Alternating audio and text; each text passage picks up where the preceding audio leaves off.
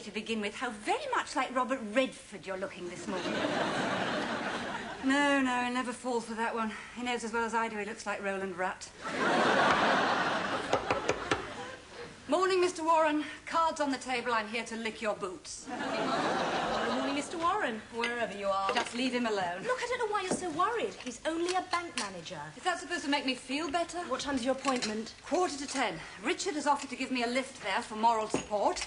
And then when it's all over, he'll return here with what's left of me. Oh, cheer up, Mum. Look, you've got a good case. Just explain to Warren calmly and rationally that you've taken on 2 lodgers, you're about to get a 3rd, and that for the first time in living memory, you'll be giving him money instead of vice versa. Do you know, you're right. You're absolutely right. And the beauty of the scheme is you'd probably be so surprised he'll drop dead. About the 3rd lodger, Mum. Well, you've seen a couple of possibilities this afternoon, right? Well, why don't we take both of them? Because we've only got room for one. No, not if we evict Chris. Evict Chris? Oh, we've had a week of him now, Mum. It's been 7 days too many. I mean, don't you find it a little claustrophobic living with an ego the size of Everest? Well, at least he doesn't leave his lady shave in the B-day. No, Chris is okay. Deep down, he's just a nice, normal, ordinary...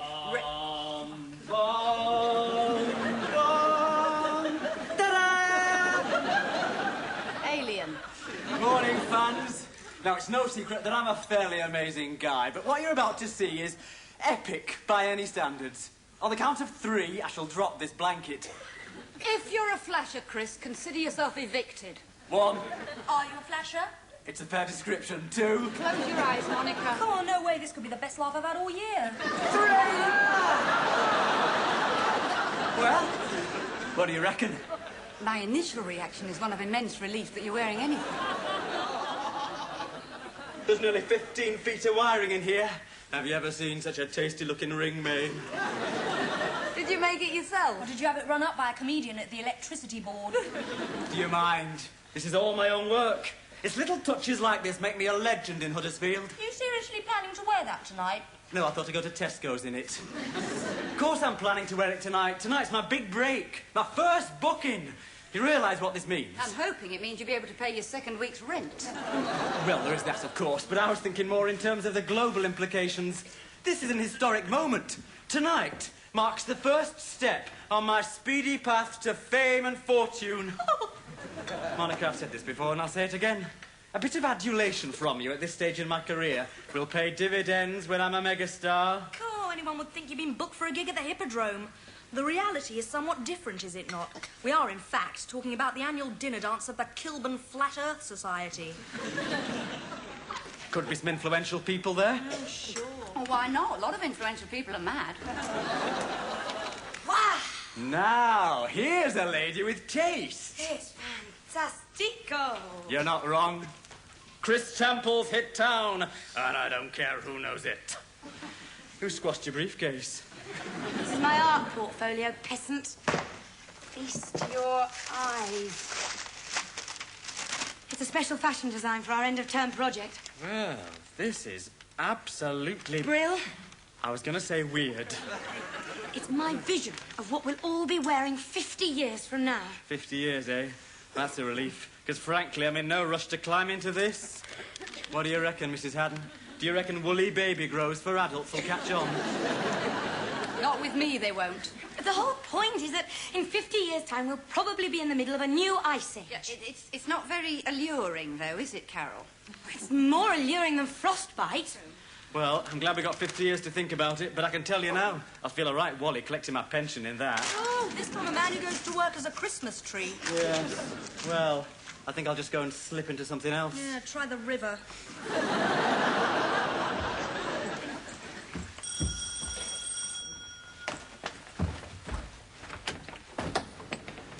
Hello, Rick. How's it going? 2 points. Firstly, the name is Richard, not Rick. Never has been Rick. And while I have power in my body, it never will be Rick. Second, why are you dressed like a tart's boudoir? Do you mind? This is my working gear. I've got my first gig tonight. Tell me honestly, what do you think? I think it's time you asked yourself whether this disc jockey business is really a suitable job for a grown man. Ah, a human. Hello, Richard. Well, what do you think of the lad's gear? Apparently he's seen nothing like it since he was last in a tart's boudoir. I beg your pardon? Any more jibes like that, chummy, and you're on course for a painful short circuit. Come on, girls, you'll be late for college. Bye, Richard. Bye, Richard. Well, what do you think? Very smart. It's so difficult to know what to wear into battle against the bank manager. And Marks and Spencers were fresh out of armour.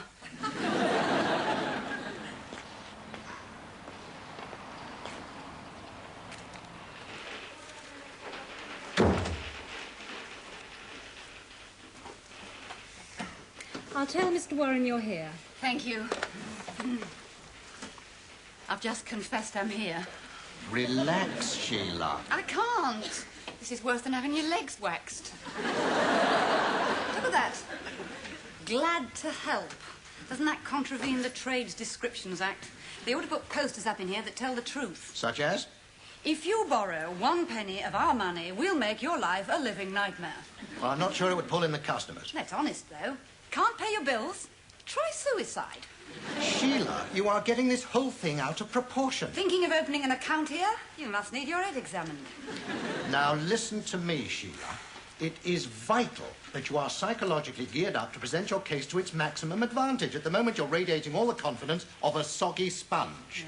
Now, there is a well-tried method of cutting pompous figures of authority down to size, be they politicians or bank managers, and I suggest you use it. Well, I'm listening. Imagine him naked. Naked?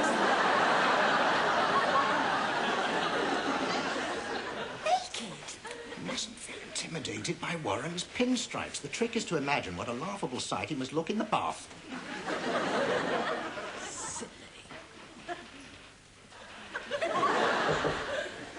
Come in. Mrs. Haddon. Thank you, Polly. Take a seat, Mrs. Haddon.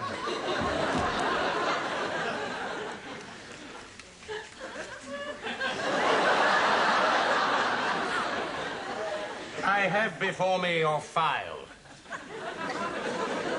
Makes fairly grisly reading.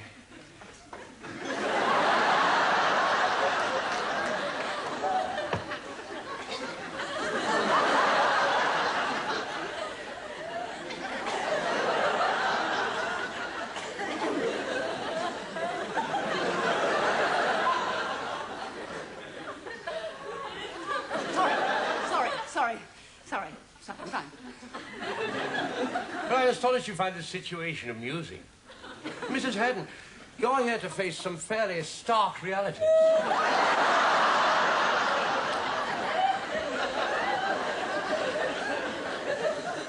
Please grant me the courtesy of your serious attention. I'll try and be brief.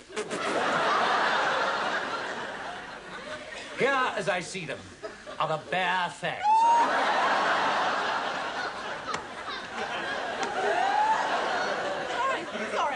Sorry, I really am very sorry. No, it's just, I heard this joke this weekend, and I've just got it.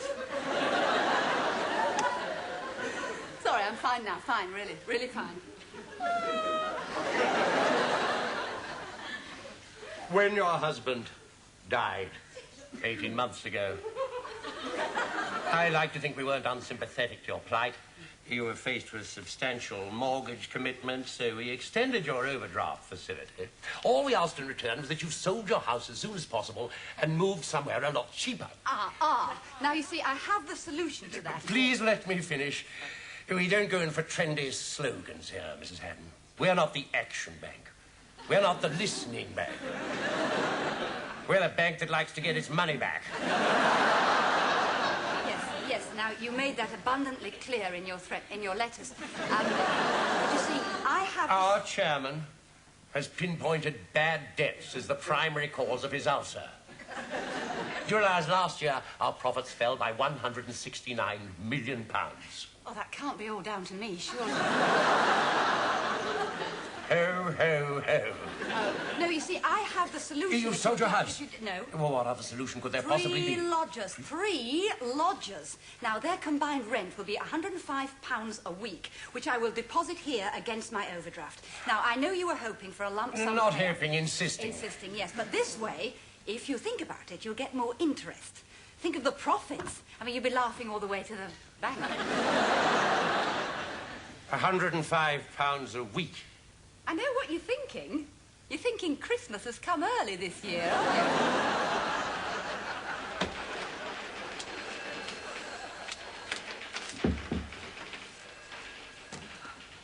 Sheila. Oh. How did it... You all right? I think I've sprained my wrist. Oh, no. Ouch. Can I help? I'm almost a doctor. Almost. Yeah, a medical student. Let me have a look. Oh, that's very kind of you. Oh, it's my pleasure. It makes a nice change from dissecting frogs. How was Warren? Oh, usual seething mass of barely suppressed violence. I hate to think what he gets up to when there's a full moon. But did he like your proposal? Not much. The fact that I haven't got my third lodger didn't help much. Neither did the fact that I kept seeing him with his little loofah in his hand. Little loofah? Yes, anyway, he said he'd let me know tomorrow. Excuse me. Does that hurt? Yes. Does that hurt? Yes. Do that. Ah! You've sprained your wrist. Oh, brilliant. Convinced it was my appendix. Richard, he's only trying to help. Oh, I'm sorry, old lad. I really should be directing my anger at the damn fool who left the parcel there. Oh, you are. Sorry. Well, what's in there? Bricks? No, heavier than that, actually. Medical textbooks. Oh, fine. Crippled in the cause of science. Say no more. Richard, he said he was sorry. You could have looked where you were going. Well, as usual, Sheila, I only had eyes for you. Oh. You'll have to drive, I'm afraid. You really ought to get that bandage, you know. I'd be only too happy to do it. Oh, how can we ever thank you? Well, actually, there might be a way. Indeed, Henry. I'll just see if the kettle's boiled. Thanks. No, this is a bit much, Sheila. The man causes me GBH, and now you're offering him a room. Oh, stop grumbling or I'll put bromide in your coffee. Still, at least he's got a worthwhile career lined up. More than I can say for our young friend upstairs. His only contribution to society would appear to be an impersonation of the Blackpool Illuminations. I like it. Oh, I'm glad. What I particularly like about it is there's no medical students down there. I'm sorry. But I'm sharing a flat with 4 of them at present, you see. That's why I want to move. They're always talking shop. And, well, for some reason, I'm one of those people who finds it very difficult to cope with in-depth discussions of intestines over dinner. I don't think you're alone. If I'm honest, I find it hard to cope with intestines at any time of day. Hate the sight of blood. In fact, I'm really rather squeamish. Has it ever occurred to you that you may have chosen the wrong career? Oh, frequently. My father assures me I'll get used to it, but I'm not so sure. Is your father a doctor? Yes, and his father. And his father. That's the trouble, you see. So much is expected of me. Sometimes wish I could just call it a day and be a lollipop man. Well, I think you tie a terrific bandage, Henry. My advice to you is to stick it out. As the actress said to the bishop. Chris, this is Henry. Hi. Hello. Henry may be staying with us. Chris already is, so you may wish to reconsider. Come on, forgive and forget, eh? What? Well, I'm assuming that little dig was inspired by our dust-up at the front door earlier. Water under the bridge, as far as I'm concerned. Pals. Sorry, I'm just popping out for some spare batteries for my costume. Prime candidate for a lobotomy when you've got a spare moment.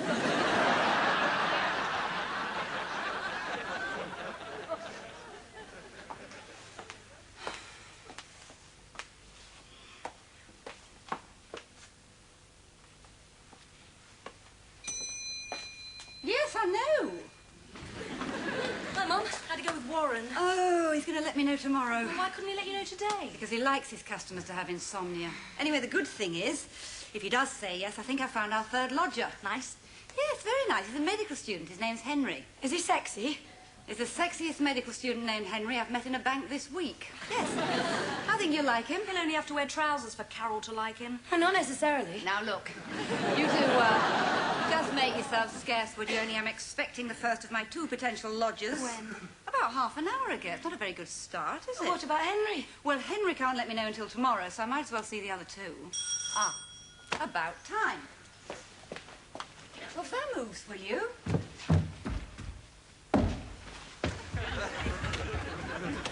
Mr. Stokes. Yes? Come in. Did you have difficulty finding us? No. Oh, only, we did say 5:30. Did we? Oh, how fascinating. And I have got somebody else coming. Well, bully for them. Now, number 1, laundry. Laundry? Yes, how often do you do my dirty washing? Approximately never. Never? No, we have a little motto here at No.20. Man who wants dirty washing done legs it to laundrette. Number 2, garlic. Garlic? Yes, I have very strong views on garlic. Ah, what a shame, because here we absolutely thrive on it. Can't get enough of it. Love it, love it, love it. Sorry to have wasted your journey. Oh, gosh, it all sounds very, very interesting. I adore garlic. Oh, God, I thought he was a bloody vampire. I beg your pardon? Damp, higher up. Number 3, bathroom. State of and rotas for. Is this a very long list? No, just 15 fairly pertinent items. Right, I think I'll see my room now. I'm sorry, it's gone. Gone? Gone, yes. It was here this morning and then suddenly... just gone. Ah, that'll be the door. Step this way. Hello. Mr. McAlpine. Please, call me Hamish. Oh, hello, Hamish. Do come in. Goodbye, Mr. Stokes. Do go out. I shouldn't bother if I was you. The whole place is a fire trap. She's got rats. Not any longer, I haven't. Los Angeles, Jeddah, Hong Kong, Rio. No, there can't be many places in the world where I haven't touched down once or twice.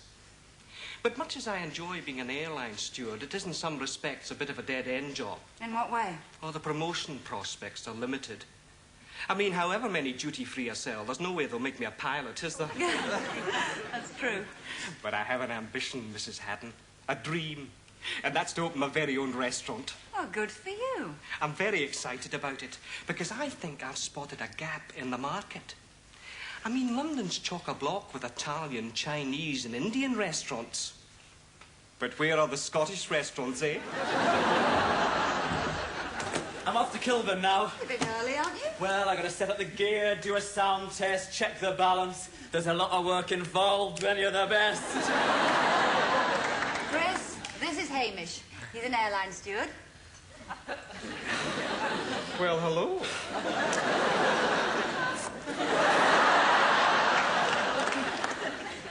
Hello. Cheers. Cheers, then. Yeah, good luck with the gag. Gig. Gig. Keep on flashing. I liked Hamish. It'd be ideal if Henry can't move in. Mind you, if we don't get the thumbs up from that Mussolini clone at the bank tomorrow, we'll all be moving out. Wonder how Chris is getting on. Oh, we'd be well into his second flash dance by now. The Kilburn Flat Earth Society's probably gone into orbit. Yeah, either that or they'll have jumped off the edge.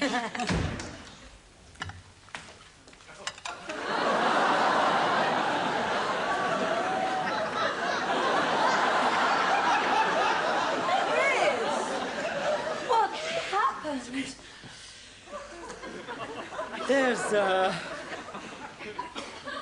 There's no such thing as the Kilburn Flat Earth Society. It's just a front they used to book the hall. Hey. I'm talking about 150 Hell's Angels. Didn't stand me a chance. I tried to get the party spirit rolling by putting on some early Elvis, and they showed their appreciation by emptying a party pipkin over my head. Not only did that destroy the 2 hours' work I'd put in on my hair this afternoon, it also fused my lights. Yes. And then as an encore, they smashed all my equipment. They didn't. I'm a ruined man. Oh, the police. Where were the police? The rest of the population of Kilburn hiding. I'm lucky to be alive. I think I'll just pop upstairs and kill myself. If that's a Hell's Angel, I'm not in. Oh, I'm really sorry, Chris. Sure. No, truly. You're probably laughing your socks off. Well, I'm not. I'm genuinely sympathetic. I don't believe in kicking a big head when he's down.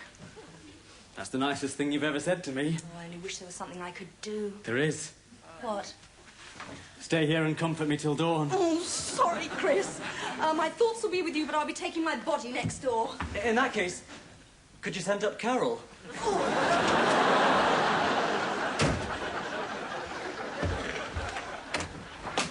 Any news yet? Oh, Mum's taking an obscene phone call from Warren as we speak. Oh, and Henry called earlier. He liked the room if things work out. Good. Yes, I understand, Mr. Oh, could you just hang on one moment, please? He realises I can only afford £105 a week, so naturally he wants 120. Still, I think I might be able to manage that. It's horrible feeling our rent's about to go up. He also wants a guarantor. Guarantor, eh? Well, here I am. Oh, Richard. Would you mind very much? Not at all. I hate to ask, but you're the only rich person I know. Hello, Mr. Warren. £120 it is. And I have my guarantor. Commander Richard Beamish. Yes, I thought you'd like that. Oh, no, thank you. Goodbye. What's a guarantor? It means I'll be guaranteeing Sheila's weekly payments. Or to put it another way, I'll be making damn sure you both pay your rent on time. Oh, well done, Mum. Thank you, Titch. Oh, one small point. How are you planning to find the extra money? Ah, simple. Chris, Yes? how would you feel if I offered to reduce your rent by a third? Isn't your maths a bit up the spout here, Sheila? Guarantor, trust me. Well? It would make all the difference between survival and going under. Because in all the excitement last night, I somehow forgot to ask the Hells Angels for my fee. Well, there is one condition, though. Condition? Yes, you'll have to stay down in the basement, and you'll have to share. Oh, well, I think we can manage that, don't you, Carol? Oh, no, not with Carol, with Hamish. Hamish? He's a very nice boy. He was so disappointed that Henry saw the room first. But he said if ever the opportunity arose, he'd be very glad to share with you. Yeah, but... He's abroad most of the time, so it's not as if you'd be on top of each other. Well, I know that, but does he? Pardon? Nothing. Oh, well, let's settle then. Shall we go and crack a tea bag?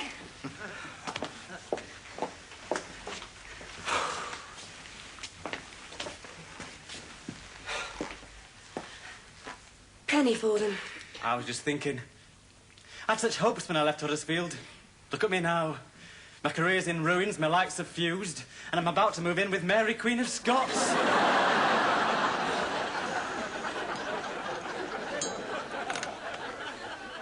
Oh, Ben. I've had many ambitions in my life, but I didn't remember landlady ever being one of them.